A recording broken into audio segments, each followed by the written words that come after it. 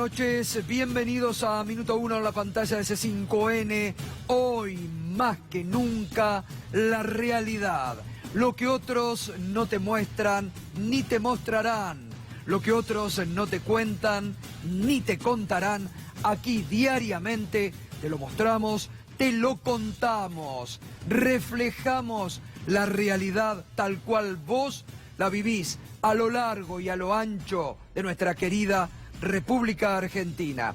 Y una vez más, en este caso nosotros aquí en Minuto 1, ya por 18º mes consecutivo, por 18º mes consecutivo, encabezando el rating de los programas periodísticos de los canales de la televisión por cable en la República Argentina, liderando la audiencia. Esto es la realidad. Contra el relato oficial, contra el relato de los medios oficialistas. Gracias a todos ustedes. Gracias por acompañarnos, por confiar en nosotros y por ayudarnos a mostrar la realidad y a desbaratar el relato mentiroso de otros medios y del gobierno. Nos podés acompañar a partir de este momento con el hashtag ricos y funcionarios, porque esta noche te vamos a contar cómo los funcionarios del gobierno de Mauricio Macri, con el presidente a la cabeza, han incrementado notablemente su patrimonio en un año. A la cabeza el ministro de Economía, Nicolás Dujovne, que el 80% de su patrimonio lo tiene en el exterior. Sí, escuchó, ¿se acuerda cuando prometió, fue al Senado de la Nación, dijo, van a ver en la próxima declaración, voy a repatriar? Bueno, Dujovne, el delegado del Fondo Monetario Internacional en la Argentina, tal vez por eso, como es el delegado del fondo, en la mano derecha de Christine Lagarde, aquí en la Argentina, por eso juega el 80% de su patrimonio en el exterior. Otro relato más de este gobierno, por donde uno busca, no pueden sostener nada de lo que prometieron, lo que vienen pregonando, lo que se jactan todos los días de ser, de parecer, porque de ser no lo son. Enseguidita entonces te vamos a mostrar para que estés bien enterado de cómo también algunos funcionarios, como la titular de la Oficina Anticorrupción, Laura Alonso, ha ganado con la devaluación, miles de dólares, ha ganado con pero después, eso sí, fijándose la paja en el ojo ajeno, pero la viga en el propio, nunca, porque se dicen transparentes, impolutos, nuevos y angelicales. Nada de eso son, porque la realidad todos los días le da un cachetazo al relato de este gobierno. Muy bien, y otra jornada donde también el relato del gobierno de la paz cambiaria se le ha desmoronado. Julio con el dólar arriba y agosto en los primeros días también. Fíjate hoy cómo cerró, 45,89 para la suba. Casi 46 pesos ya está. Y fíjate vos, cómo viene trepando en los últimos 7 días, desde el viernes de la semana pasada a este viernes. El 26 de julio, el viernes pasado, estaba en 44,51. Trepó a 44,93, a 45,06. Bajó un poquito a fin de julio, 45,03. Subió el primero a 45,56 y hoy el dólar en alza en la Argentina, 45,89. También el riesgo país vuelve a subir en la Argentina por la desconfianza de los mercados financieros en el gobierno de Mauricio Macri. ¿En cuánto está? 8.32, Gustavo, ¿cuánto? el riesgo país. 8.32. 8.32. 8.32, el riesgo país también a la suba y las tasas de interés. Otra vez las tasas de interés subiendo, ahogando la economía argentina. Fernando Alonso, buenas noches. Fernando, ¿qué tal, Gustavo? Buenas noches. 8.32. La tasa de interés subió a 61% y está acelerando el ritmo al que viene subiendo. Recordemos que hace ya 10 jornadas que viene subiendo día a día un poquitito. Venía primero a 10 puntos por día, ayer 25, hoy subió más de 30 puntos para llegar a 61%. Y te digo, la semana que viene va a seguir subiendo muy fuerte porque la presión sobre el dólar crece. La última semana ante las elecciones va a ser muy difícil para el Banco Central. Tiene que cumplir con el FMI, porque si no fuera el acuerdo con el FMI tendría un poquito más de libertad, pero el acuerdo con el FMI lo obliga a mantener la base monetaria y eso va a hacer que suba muy fuerte la tasa de interés la próxima semana. Y el dólar, como vos lo estabas mostrando, crece la presión dolarizadora, muchos fondos se están yendo del país aprovechando lo que considera un dólar barato, hicieron mucha ganancia con la tasa de interés y se están yendo. Así que sigue la presión sobre el dólar y sigue subiendo la tasa de interés, Gustavo. Y también hoy el Banco Central dio a conocer el relevamiento de expectativas del mercado para los próximos meses. Vamos a ver cómo son estas expectativas. La inflación para el 2019 la calculan en el 40%, para el 2020 28% y para el 2021 20%. Caída de la economía en el 2019, preveían antes 1,4 y ya ahora subieron la estimación de lo que va a caer la economía de Macri en el 2019, 1,5 negativo. Y el dólar para agosto están pronosticando un dólar a 44,90, ya hoy quedó superado esto, solo hoy quedó superado.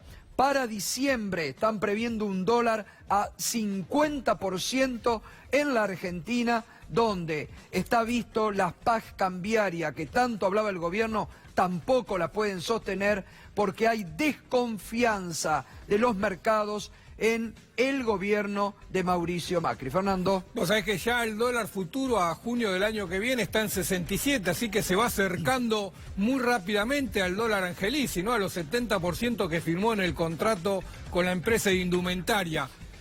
Se fueron ya de las reservas del Banco Central 1.184 millones desde que llegó a mediados de julio el último desembolso del FMI. Pero se fueron muchos en estos últimos 2 días. 445 millones esta semana y 336 millones se fueron entre ayer y hoy del Banco Central.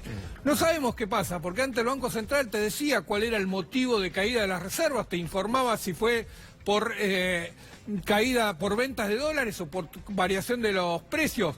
No sabemos nada. Lo único que sabemos es que se están perdiendo reservas del Banco Central en forma acelerada. Muy bien, Fernando, gracias. Y ya nos metemos de lleno en la campaña electoral de cara al próximo domingo 11 de agosto, las PASO, donde hay que ir a votar, todo el mundo a votar ampliamente, ¿eh? Está en estos momentos en la ciudad de Olavarría el candidato a gobernador del Frente de Todos, Axel Kicillof. Es un paquete económico acompañado de un discurso, de una bajada de línea, que te dice que el culpable sos vos, que habías vivido demasiado bien, o que habías despilfarrado, o que te equivocaste de profesión, o de trabajo, o de rubro, o de decisión. Es una constante culpabilizar a la víctima, echarle la culpa a cada uno, y de ahí sale el resultado y lo que quieren inculcar, que es el egoísmo, que es el sálvese quien pueda, que es el que la única forma de que te vaya bien es a los codazos, o pisando cabezas, o por encima del que está al lado. Hoy, pero claro, porque hoy acá, como pasa en toda la provincia de Buenos Aires, se encuentra que esa situación y que ese discurso y que ese bombardeo es permanente y es constante. Pero yo puedo decir y puedo atestiguar que en cualquier lado donde uno va se encuentra lo mismo.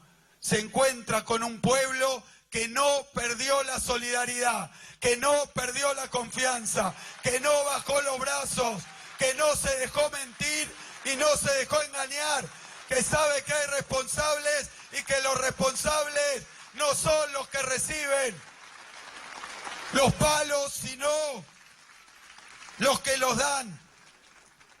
Es importante porque todo ese discurso que trataron de traer, de que cada uno se iba a salvar solo, no prendió. En ningún lado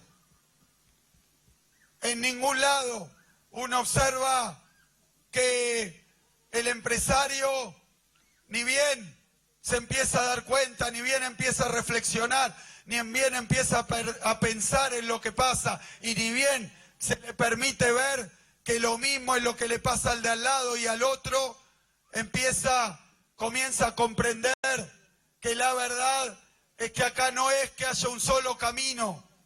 Macri dijo que lo que nos pasaba era porque somos los argentinos. Nuestra cultura quería significar que es un pueblo que no se esfuerza, o que se equivoca, o que tropieza siempre. Desde acá, hoy desde Olavarría, lo que le queremos decir es que el problema de Macri, para él, son todos los argentinos. El 11 de agosto le vamos a mostrar que es exactamente al revés. Que el problema que estamos teniendo es un gobierno insensible. Ahí está en Olavarría Axel Kicillof, candidato a gobernador por el Frente de Todos. Y hoy a las 21 te vamos a dar a conocer las últimas encuestas. 5 encuestas a nivel nacional, también de cómo está posicionado Axel Kicillof y María Eugenia Vidal en la provincia de Buenos Aires. Las últimas encuestas para que vos sepas, para que estés bien informado, para que no te manipulen. Vas a tenerlas aquí esta noche, las últimas encuestas. Y volvemos, ya enseguida vamos a estar con Juana Morín para ver ricos y funcionarios de este gobierno. Pero recién el candidato del Frente de Todos, Alberto Fernández, también tuiteó sobre este tema.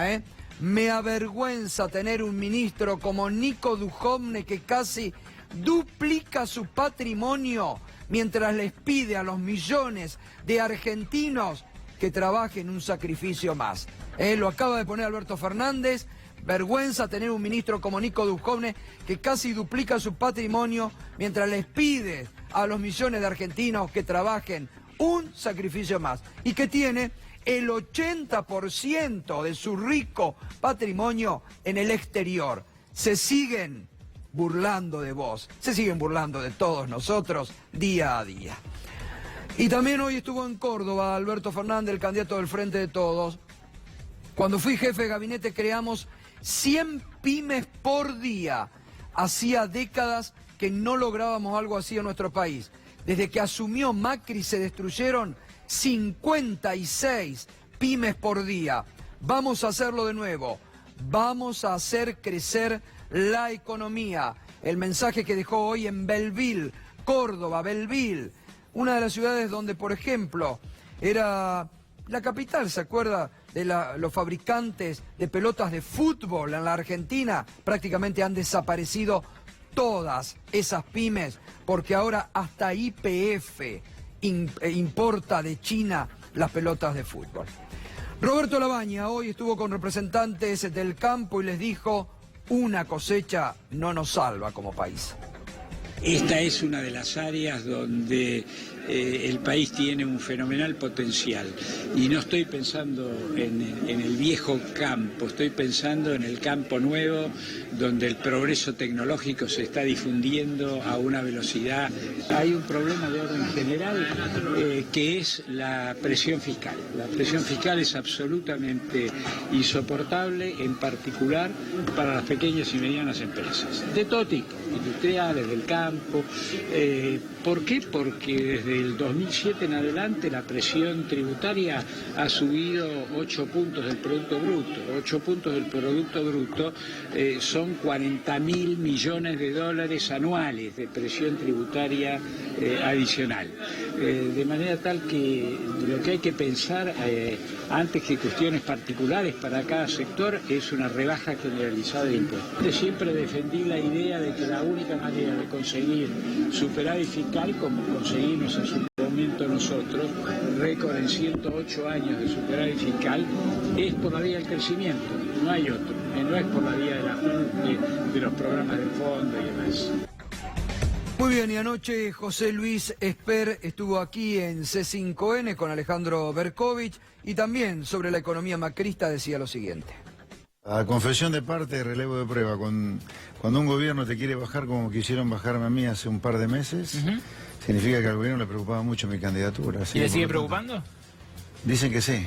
A la luz de lo que está pasando en la provincia de Buenos Aires, parece ser que a la señora María Eugenia Vidal le preocupa y mucho la candidatura nuestra. Ustedes La de tenían... Guillermo Castelo particularmente, Eso. que es nuestro candidato a gobernador, ¿no? ¿En qué condición está en este momento Castelo? La Junta Electoral de la provincia de Buenos Aires, luego de haber dado de alta la lista, inexplicablemente unos días después la dio de baja y nosotros hemos apelado ante la Corte Suprema de Justicia de la provincia ahora. El gobierno a nosotros nos ha puesto en la mira y va con todo contra nosotros. En un intento de proscripción bastante poco esperable de un gobierno que se dice que son el cambio, ¿no? Y liberales. ¿Uno hubiera esperado esto? No, liberal este gobierno no tiene nada.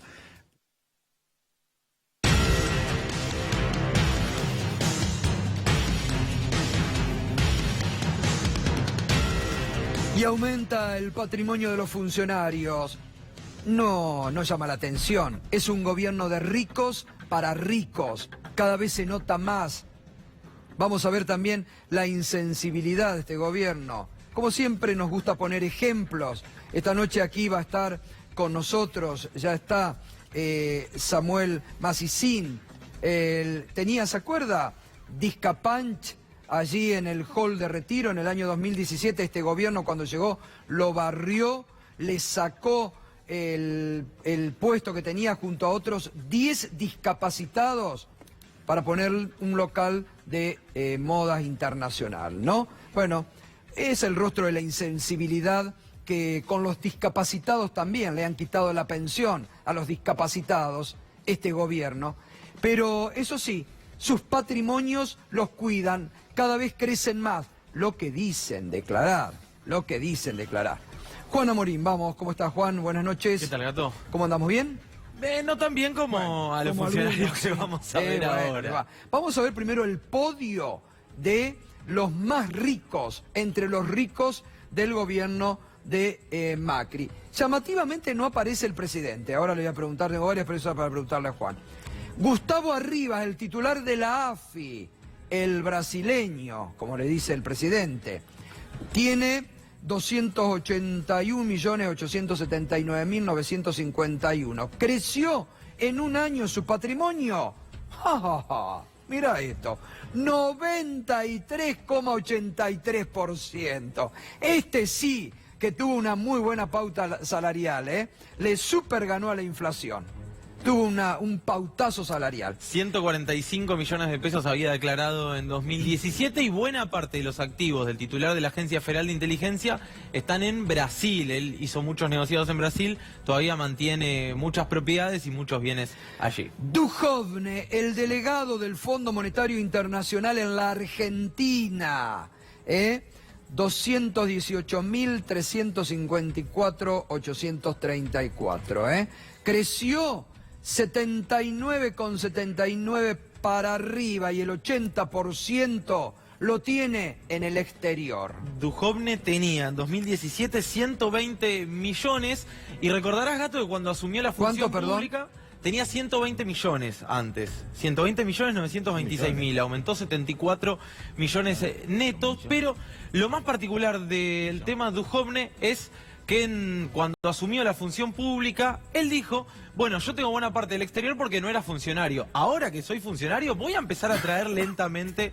mi patrimonio. Bueno, más de 150 millones mantiene Duhovne en el exterior al día de hoy. Es decir, no solo no fue trayendo el dinero, sino que se incrementó. Buena parte del dinero de Nicolás Duhovne está declarado en un paraíso fiscal, en Islas Vírgenes. ¿Y sigue viviendo en el baldío?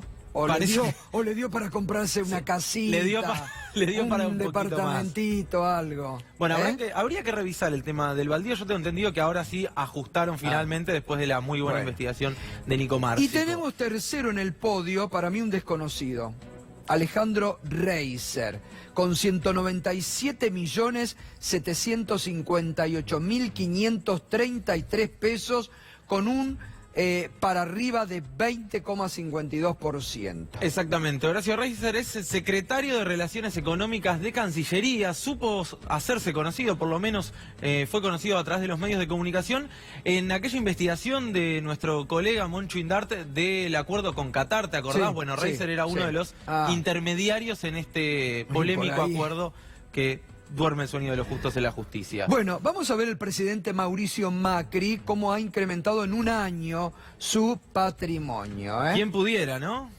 Para pensar en casa, ¿a cuántos de nosotros se nos incrementó en un 52% el patrimonio de un año al otro?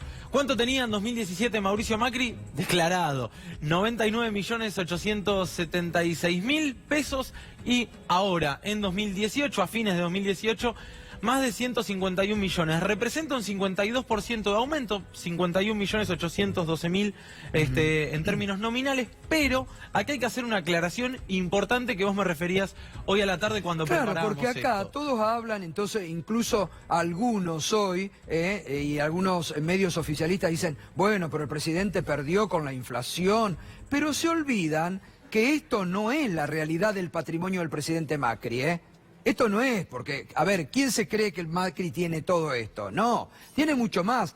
¿En qué quedó eso?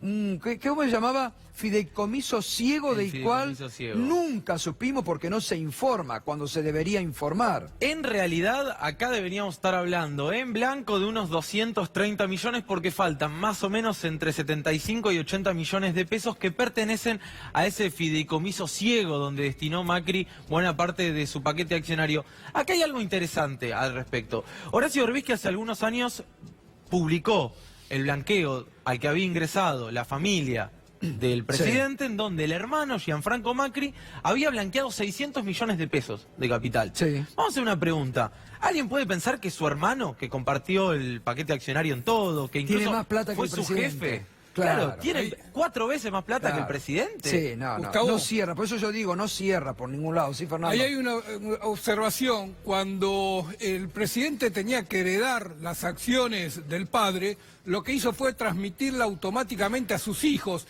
y él se liberó de ese paquete. Entonces, tiene el usufructo, pero no la tenencia. Por eso tiene esa diferencia de patrimonio entre el presidente y sus hermanos.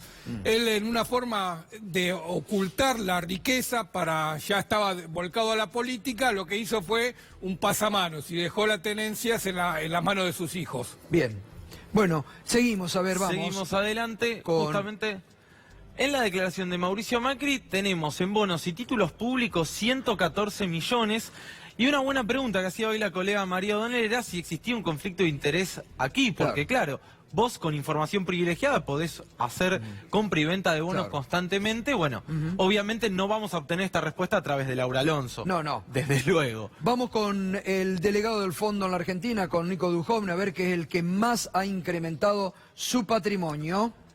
Campeón Nico Duhovne de 120 millones, pasó a 218 en el año pasado, 74 millones de pesos, casi 75 de ganancia. Una muy buena pregunta para hacerle al ministro es, ¿por qué no trajo los bienes Sí. que tienen en el exterior? Todo el dinero tiene en el exterior, tiene propiedades también en Uruguay, es uno de los ministros más ricos. Y el 2, Sigal declaró un patrimonio superior a los 300 millones de pesos. Una rareza verdaderamente que funcionarios súbditos del ministro tengan un patrimonio tan alto verdaderamente. Sigue con la plata en el exterior quien Claro. tiene que alentar las inversiones locales, Bueno. quien tiene que decirte no compres dólares, No, compra pero además, pesos. ¿sabe? Lo que decía Alberto Fernández, ¿no? Es el ministro que después le pide un sacrificio a los argentinos. ¿Con qué cara le pedí un sacrificio a los argentinos cuando tenés el 80% de tu patrimonio en el exterior? Cara de piedra, realmente. 148 millones mantiene Nicolás Dujovne en el exterior entre bienes y depósitos. Insisto, tiene varios millones en Islas Vírgenes. Toda una particularidad. Solo en Argentina naturalizamos... Qué que tener- llamativo que muchos de los colegas que se preocupaban tanto en investigar patrimonios no investigan ahora, ¿no? ¿Qué les habrá pasado a esos colegas que tanto se preocupaban en investigar patrimonios de exfuncionarios, que ahora están calladitos la boca y que no investigan esto, eh? Solo en Argentina naturalizamos que tener cuentas offshore es absolutamente regular por parte de los ministros. La verdad es que en cualquier país del mundo es un escándalo. Bueno, vamos a Laurita Alonso, a ver, que también ha ganado mucho con la devaluación de su propio gobierno, ¿no? No estamos hablando de un patrimonio al estilo Nicolás Dujovne ni Mauricio Macri, no es un patrimonio muy ostentoso el de Laura Alonso, pero sí tiene una particularidad y ahora la vamos a repasar. 2017, 4.112.000 pesos. En 2018, casi 6 millones de pesos declara Laura Alonso. 1.689.000 pesos de ganancia. Y me preguntaba dónde estaba la ganancia, Laura Alonso, de un patrimonio al otro. Bueno, aprovechó la devaluación, la corridita cambiaria que el propio gobierno que integra generó y obtuvo esta altísima rentabilidad. Bien. Y compró dólares también Laura Alonso el año pasado, por lo cual obviamente incrementa el patrimonio. Una verdadera irregularidad. Son muchos los ministros que se beneficiaron por la devaluación que el propio gobierno Claro. generó el año pasado, por lo cual es sumamente irregular que tantos ministros tengan dólares porque el propio gobierno genera devaluaciones y genera este tipo de Claro. ganancias como las que estamos viendo en pantalla. Bueno, y vamos al ex presidente del Banco Central, Caputo, el que nos prometían que era Champions League, se fue por la puerta de atrás, pero con buen patrimonio, ¿eh? Maldad de la producción de este programa que le puso el Messi de las finanzas Sí, personales. y Claro. sí, porque al Banco Central le patinó, ¿cuánto, Fernando? Como 15.000 millones, ¿no? En una de las corridas fueron como 15.000 millones, sí. Bueno, le patinó mucho, ¿eh? Bueno, y Del también- que tendría que haber dado algún tipo de respuesta. Pero para las finanzas personales es realmente un Messi. Total, el patrimonio 2017, 123 millones y medio. En 2018, 145.785.000. Ganó 19 millones Toto Caputo. Pero cuando fuimos a ver, dijimos, bueno, a ver en qué invirtió Toto Caputo el año pasado. Y me encontré con una verdadera rareza. ¿Te acordás, Gato, de la corrida del año pasado con la devaluación? Fue más o menos entre finales de agosto y principios de septiembre de 2018. Genera la renuncia de Luis Toto Caputo. ¿Y qué pasa? A fines de ese mes, Toto Caputo pasa del Banco Central al otro lado del mostrador y dice: yo me subo a la timba financiera que yo mismo creé. Se subió a su propia bicicleta cuando Claro, pasó del otro lado y obvio. compró casi 19 millones de pesos en Levax. Qué bárbaro. Las Levax que el propio Caputo alentaba, que terminó igualando la base monetaria, como repasaba ayer Fer Alonso. Cuando pasa del otro lado, Caputo dice, claro, es un negocio bárbaro. Claro, ¿por qué no quieren desarmar la posición del ELIX? ¿Por qué no quieren bajar los intereses? Porque hacen grandes negocios con esto. Total. Vos sabés, Gustavo, que en febrero del año pasado, cuando ya era un hecho que el mercado le había cerrado las puertas a la emisión de deuda, Toto Caputo vendió toda la tenencia de Levac y se pasó a dólares, una investigación que reveló el colega Alejandro Berkovich. Sí. Así que tenía todos sus ahorros en dólares antes de la devaluación de abril. Claro. Y después de la devaluación de abril, como está contando ahí, volvió a los pesos. Una ganancia extraordinaria. Messi. Sí, era. Lío Messi, de las finanzas personales, lamentablemente. Bueno, Juan, gracias. Vamos a seguir la semana Vamos a que seguir viene por ahí, analizando. muchos más. Sí, Sí, sí. gracias. Por favor. Gracias. Muy bien, Irina Hauser, una ex funcionaria de Vialidad Nacional que pone contra las cuerdas a Macri. Buenas Buenas noches, noches. Gustavo. Efectivamente, estamos hablando además de uno de los grandes negocios de la familia Macri. inflados precisamente en los inicios de este gobierno. Y es una de las causas judiciales recientes que debería tener alguna reacción ahora que está por terminar la feria. Estamos hablando del famoso negocio con Autopistas del Sol. ¿Y de qué hablamos? Hay una denuncia presentada en la justicia por los diputados, por Rodolfo Tailade y un grupo de legisladores, donde lo que se plantea es que alrededor de Autopistas del Sol hubo un negocio doble. Por un lado, hicieron una denuncia en el CIADI antes de que asumiera Macri con el objetivo de renegociar el contrato y además con la apuesta de que subieran las acciones y poder obtener algún beneficio del aumento de peajes. En este caso vamos a hablar de lo que estuvo contando públicamente Julieta Ripoll. Julieta Ripoll es una exdirectora de Asuntos Jurídicos de la Dirección de Vialidad, donde está Javier Iguacel. Javier Iguacel es uno de los denunciados en esta causa que tiene el juez Rodolfo Canicova Corral. Otro de los denunciados es el propio Mauricio Macri. ¿Por qué? Porque Socma, una de las grandes empresas del grupo, era una de las accionistas de Autopistas del Sol. Vamos a ver qué es lo que contó Julieta Ripolli. Hoy, esto sale publicado hoy en Página 12 y ella está además ansiosa por declararlo ante la justicia. La estafa tuvo 3 patas.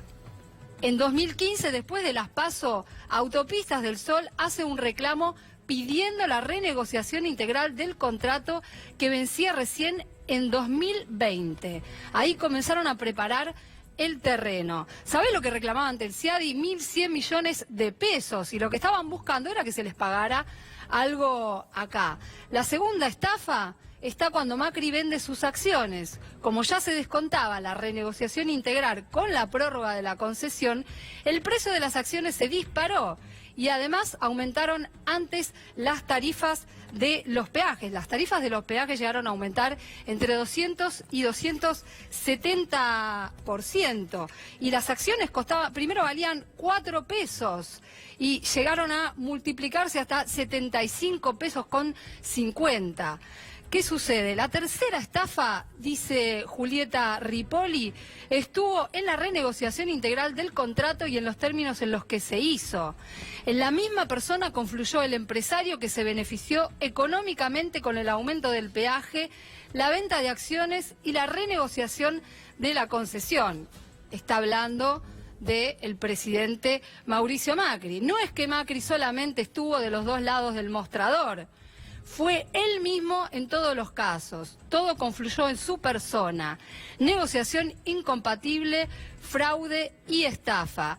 Lo está diciendo una exdirectora de Asuntos Jurídicos de Vialidad Nacional, que además tuvo intervención en el área de contrataciones de obras y servicios públicos, Julieta Ripolli. Muy importante que además esta declaración se concrete también en la justicia. Esto es algo de lo que debería suceder después de la feria.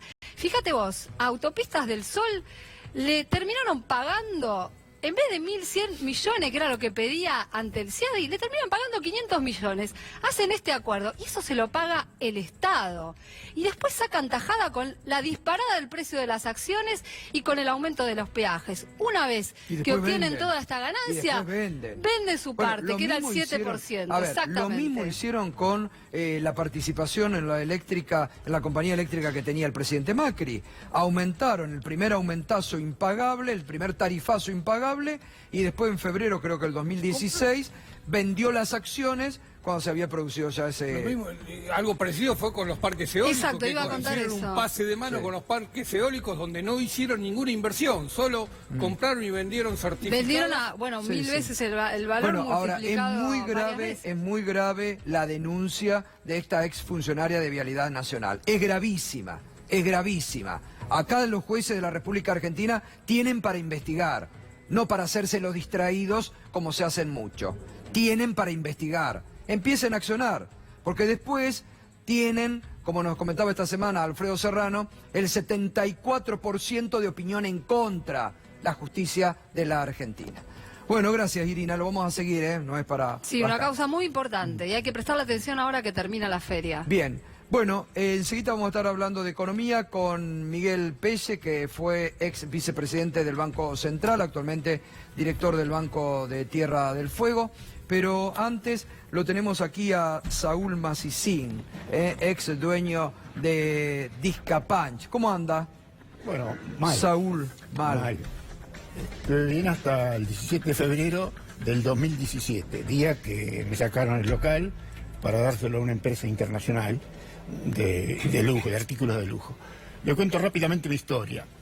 Yo a los 10 años fui atropellado por un camión. Me salva la vida Eva Perón. ¿Por qué? Porque llegué a un hospital y estaba Evita allí y al ver mi estado intervino y le dio orden al doctor Repeto, director del Hospital Rawson, que me internara en el servicio de atención médica del profesor Ricardo Finocchieto, médico personal de Evita. Esta es la nota de la fotocopia que le saqué que le mandó a Finocchieto.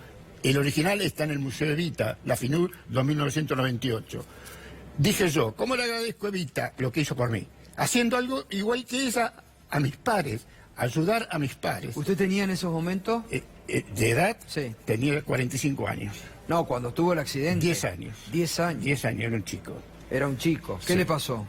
Eso, me atropelló un camión. Me atropelló un camión. Sí. Y ahí quedó con muchas discapacidades, que había quedado cuadripléjico.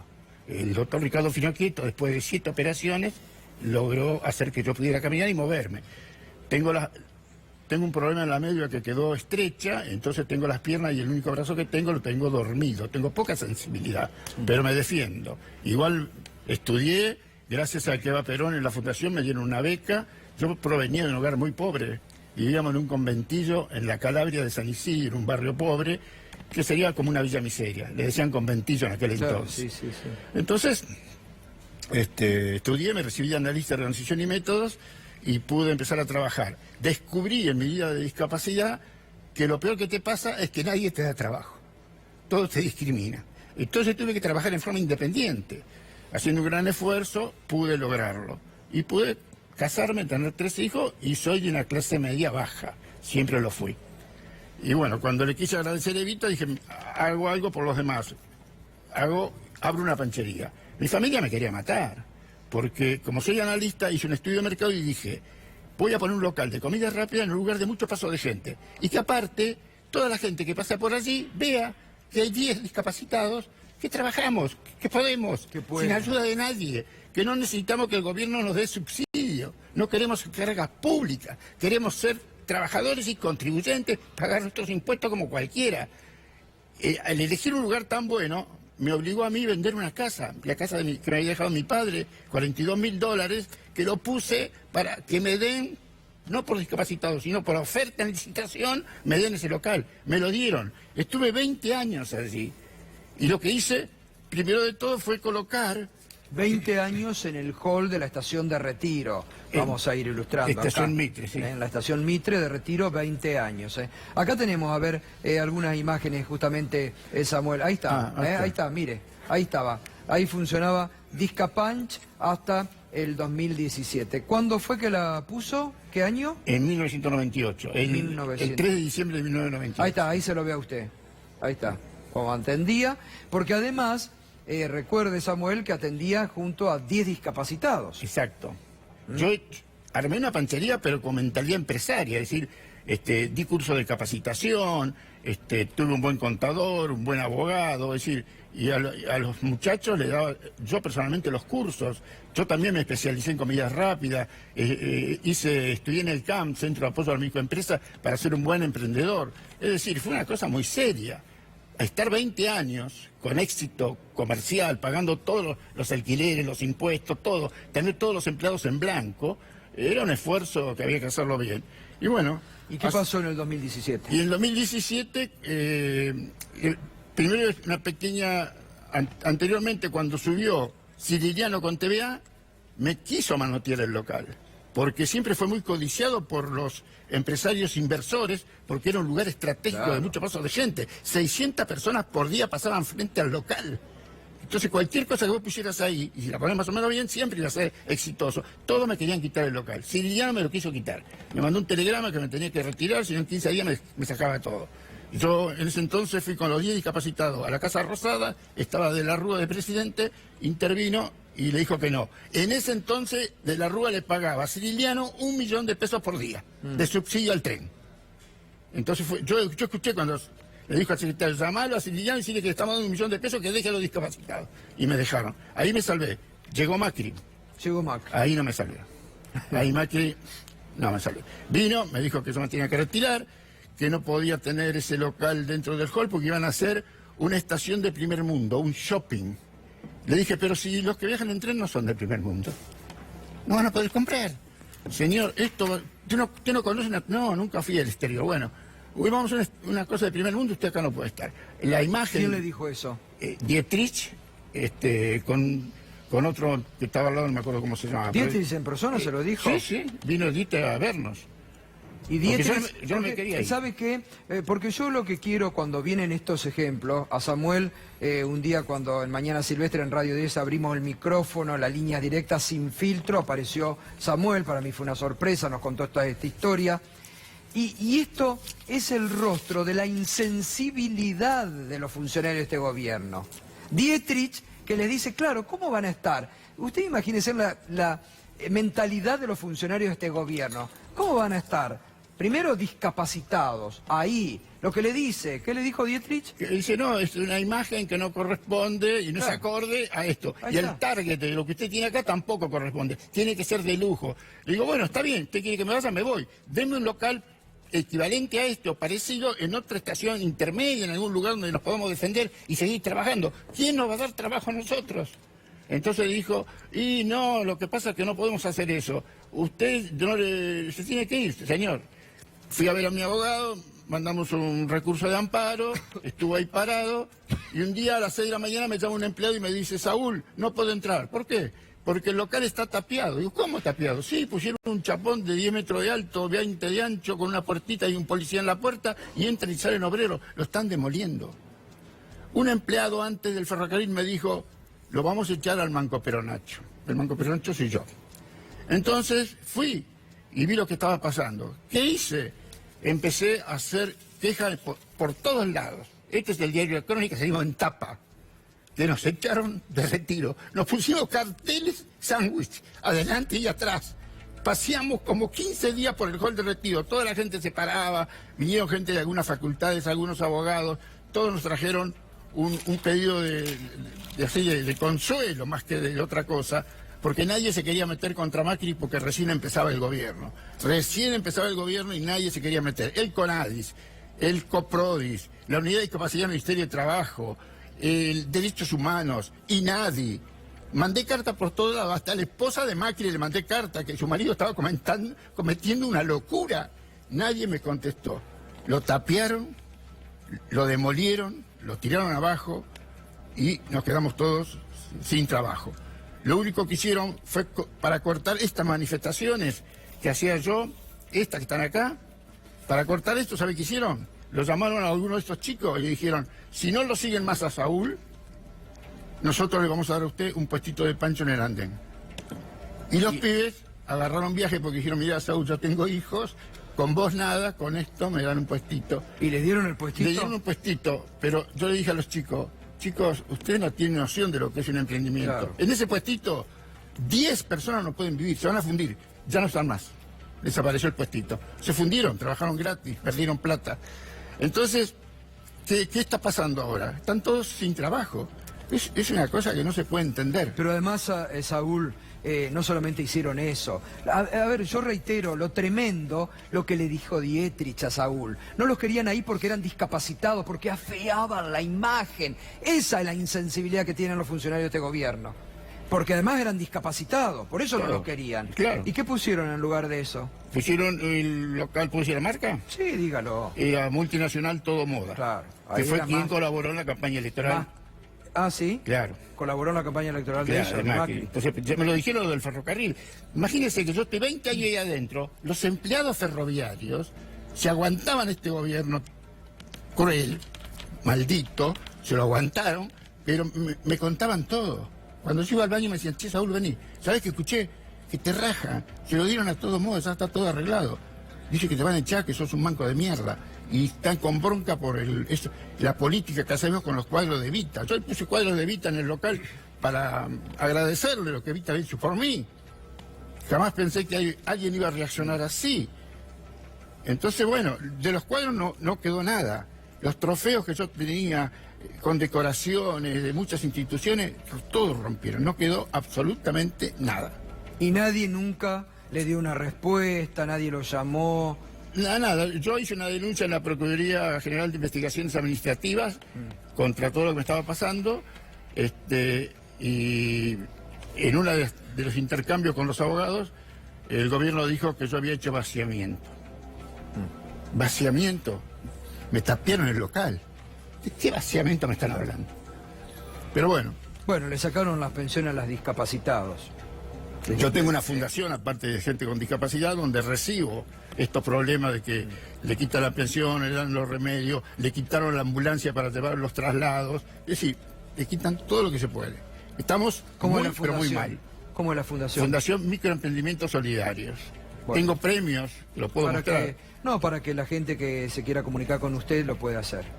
Bueno, Saúl, gracias. En lo que pueda le vamos a seguir dando una mano y gracias por su testimonio, valioso sobre todo, y por el coraje de expresarlo. Yo lo digo, ¿sabe por qué? Porque no quiero que este gobierno siga. No se puede aguantar 4 años más de este gobierno. La gente con discapacidad está desesperada. Hace poco hicimos un acto ahí en la calle, en la avenida 9 de Julio, hicimos un acto por el tema de que todo está tan mal. Yo no lo puedo creer. Esta gente no tiene corazón. No sé, tuvieron la suerte de nacer en una familia rica, estudiar en lugares muy importantes, está siempre con mucho dinero y ver la facilidad con que se consigue dinero, no transpirando, sino haciendo maniobras como las que están haciendo ahora, fundiendo al país. Así que yo estoy muy enojado y toda la gente que me rodea a mí... ¿Qué edad tienes, Saúl? Yo tengo en este momento 80 años. 80 años. Y la sigue peleando. Y la voy a seguir peleando. Y con 80 años voy a ir a votar. Y yo llamé a toda la gente con discapacidad que están conectadas conmigo con la Fundación, que nadie deje de votar. Que por favor vaya y votemos la reconstrucción del país. Macri es destrucción. Gracias, Samuel. Gracias. Pedro, es difícil seguir realmente. Es difícil seguir porque la contracara de lo que estamos escuchando son los millonarios. Son efectivamente aquellas personas que mencionaban antes que incrementaron su patrimonio. ¿Por qué hablamos de millonarios si nos dedicamos a la política internacional? Porque está en Buenos Aires, tal vez ahora ya viajó el secretario de Comercio de los Estados Unidos, Wilbur Ross, otro millonario, en realidad multimillonario, porque su patrimonio asegura que está evaluado en cerca de 2.500 millones de dólares. Sí, escucharon bien, 2.500 millones de dólares. Era conocido, cuando era un hombre de las finanzas, como banquero, como el rey de las quiebras, porque se dedicaba a comprar todo tipo de empresas que quebraban y que después podían sacar alguna ventajita. Bueno, ventajita que le reportó 2.500 millones de dólares. ¿De qué vino a hablar? Y de lo que suelen hablar los millonarios, de reforma laboral y de reforma jubilatoria, justamente. Ahora, veamos también qué fue lo que dijo Wilbur Ross ayer en Brasil, porque ayer 1 de agosto estuvo en Brasil, participó de un gran evento de infraestructura latinoamericana en un desayuno, y a él habló de la reconstrucción de Venezuela. Y ustedes dirán, pero si Venezuela todavía no fue destruido. Miren qué casualidad. Antes de invadir Irak, en el año 2003, ya hablaban de la reconstrucción de Irak, en los mismos términos. ¿Qué dijo? Wilbur Ross dijo, ya estamos comprometidos con el sector privado y organismos financieros internacionales para avanzar con estos proyectos. Eso fue lo que dijo ayer en un desayuno respecto de Venezuela. Dijo que ya hay 14 agencias federales trabajando, más de 100 personas, 4 meses de trabajo y tienen un plan con fases. Pero esto no son palabras mías, son palabras textuales del secretario de Comercio de los Estados Unidos ayer en un desayuno de trabajo. Acá están las 3 fases. Primero, alivio inmediato, los primeros 2 meses, o sea, una vez que caiga Maduro. Después, marcha atrás del socialismo, esto nos va a llevar entre 3 y 12 meses, y después restablecer el crecimiento a largo plazo. Esto en diferentes sectores, porque estas 3 fases están dedicadas al sector de energía, macroeconomía, agro, sector privado, crecimiento. Y vale la pena compararlo con Irak, porque algunas personas tal vez piensan que lo hacen por el tema de los derechos humanos y que invadieron Irak para sacar a Saddam Hussein porque era un dictador. Cuando Saddam Hussein invadió Irán en 1980, ahí iban y lo felicitaban. Era el mismo dictador. Pero retomando aquella famosa frase de Roosevelt respecto de Anastasio Somoza, un dictador de Nicaragua, palabras textuales atribuidas a Roosevelt, es un hijo de puta, pero es nuestro hijo de puta. Claro, esta era una famosa frase de Roosevelt respecto de Anastasio Somoza.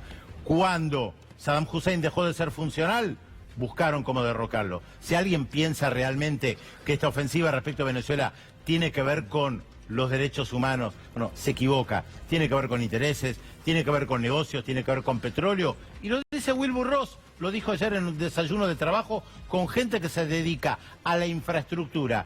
Ya están empezando a diseñar la reconstrucción de Venezuela. Pero para reconstruir, primero hay que destruir. Es lo que hicieron en Irak. Bueno, muchas gracias, Pedro, como siempre, ¿eh? Miguel Pelle, buenas noches, Miguel, ¿cómo está? Buenas noches. Un gusto, ¿eh? Gracias. Bueno, ¿qué contexto estamos viendo? Porque el gobierno prometía paz cambiaria hasta octubre y sin embargo el dólar se ha disparado, las LELIQ, la bomba sigue aumentando, el riesgo país aumentó. ¿Cómo estás analizando? Sí, yo encadenado con lo que comentaba el señor antes, ¿no? Sí, que te veía que estabas muy impactado por el testimonio, ¿no? Sí. Son... Mira, este gobierno pasó de no crear suficientes puestos de trabajo y que aumentara la desocupación a destruir puestos de trabajo. En el último año se destruyeron 217.000 puestos de trabajo registrados, cuando para mantener los niveles de ocupación hay que crear 400.000 puestos de trabajo por año. Si esto sigue a este ritmo, en un año más vamos a tener casi un 15% de desocupación, que eran los niveles de desocupación en los cuales se estabilizó en la época de los años 90.